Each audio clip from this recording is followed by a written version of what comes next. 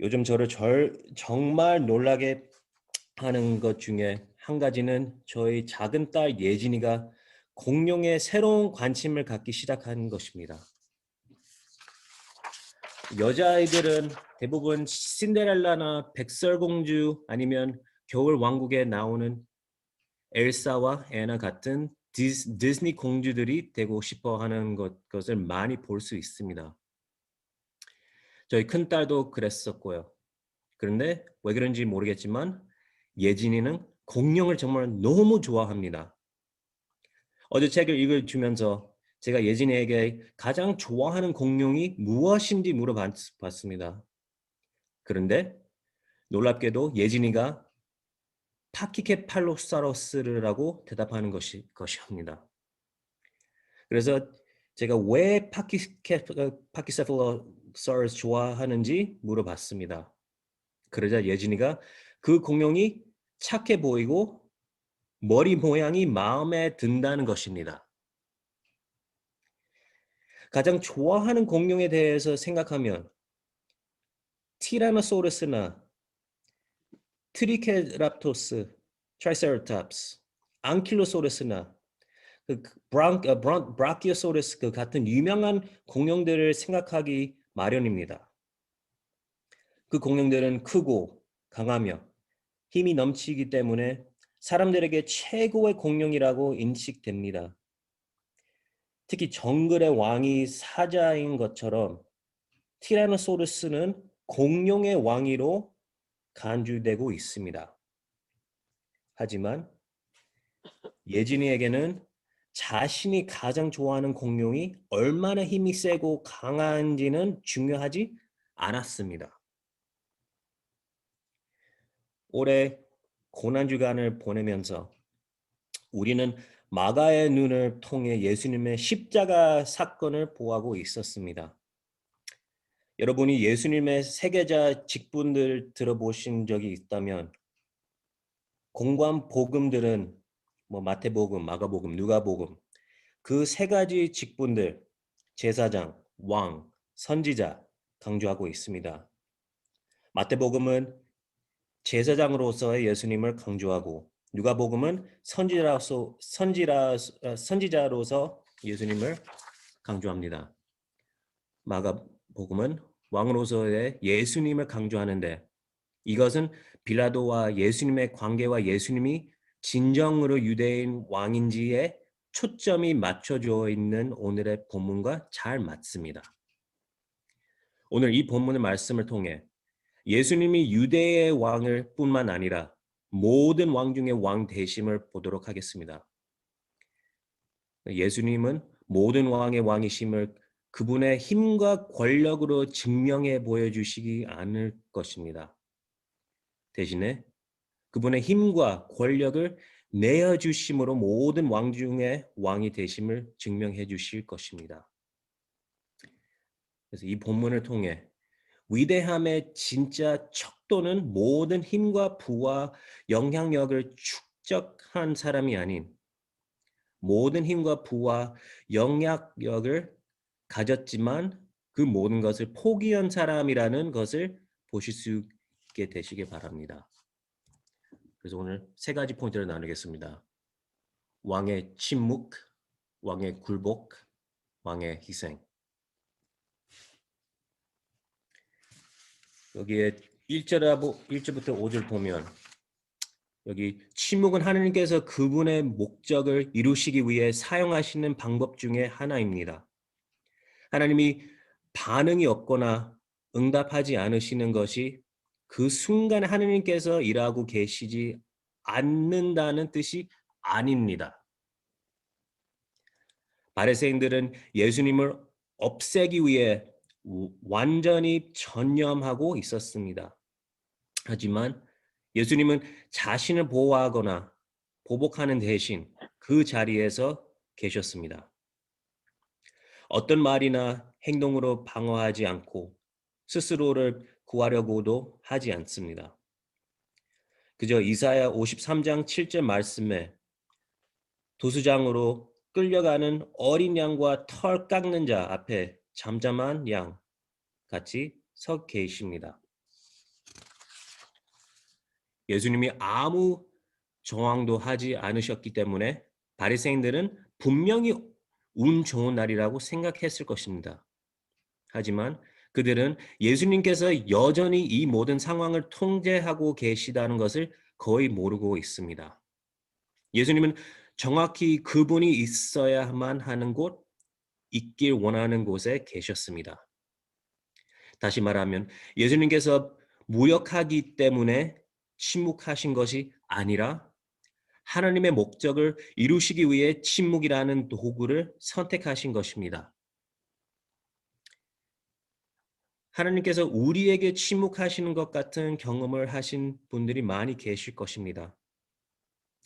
우리는 언제든 원하는 정보를 얻을 수 있고 즉각적인 만족을 얻는 것에 익숙해져 왔습니다. 그래서 우리가 침묵을 피해야 할 것으로 생각하는 것이 아니라 하나님께서 그분의 목적을 이루시기 위해 사용하시는 수단 중에 하나로 보아야 할 것입니다. 그래서 성도 여러분, 하나님께서 우리에게 침묵하시는 시간이 주어진다면 그 기회를 낭비하지 마시기 바랍니다. 두 번째 포인트, 왕의 굴복.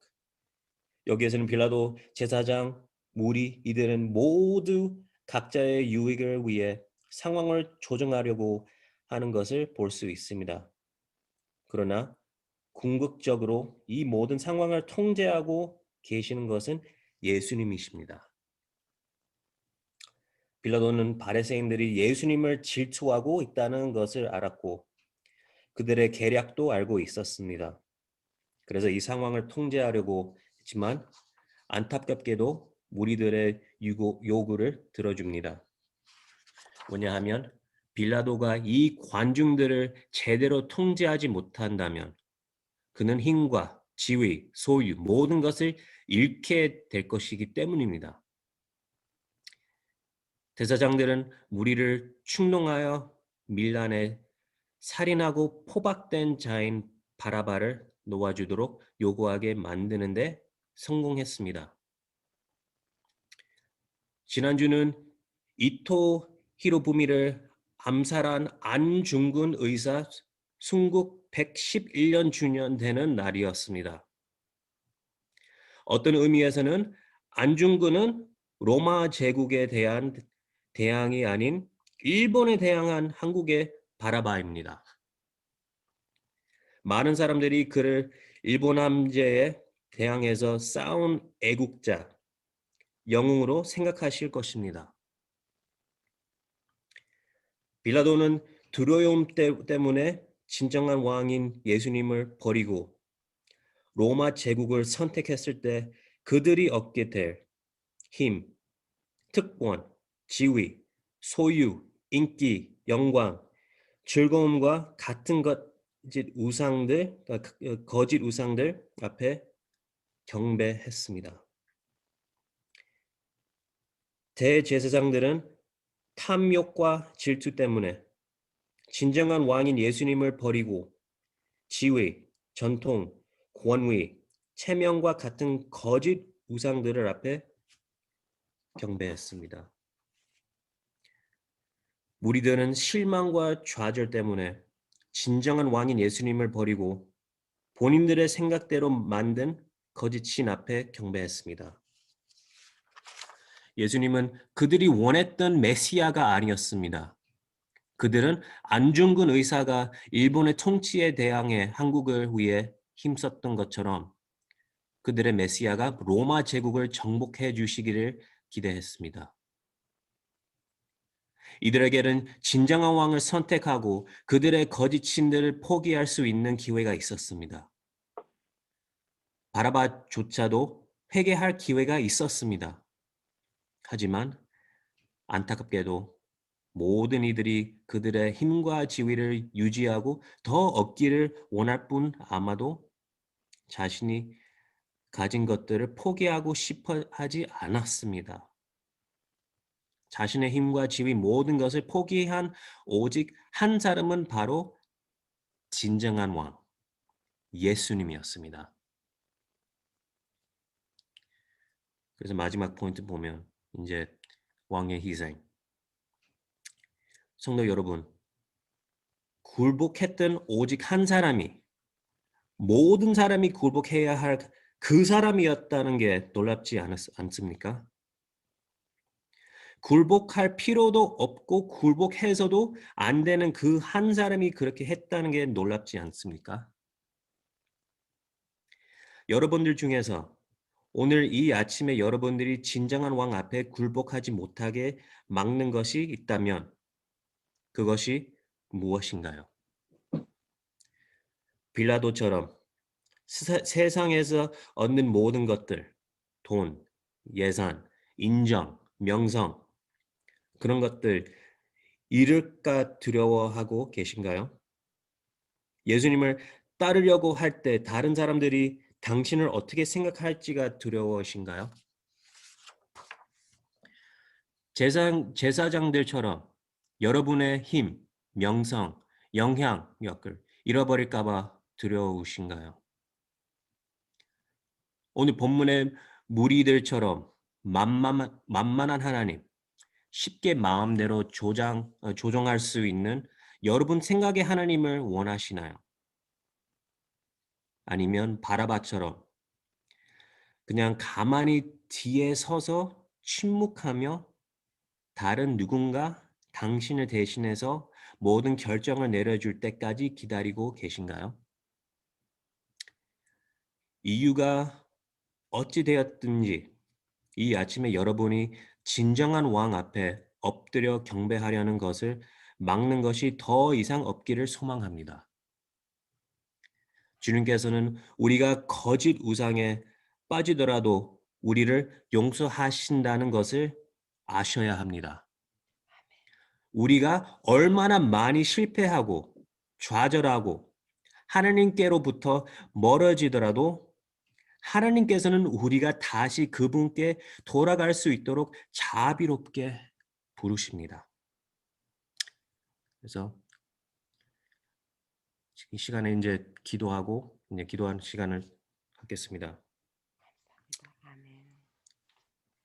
하나님 아버지, 우리가 다른 거짓 우상들이 아닌 진정한 왕이신 예수님 앞에 경배할 수 있도록 우리의 마음 가운 역사하여 주시옵소서. 전능하신 예수님의 이름으로 기도드립니다. 아멘. 네. 참 네.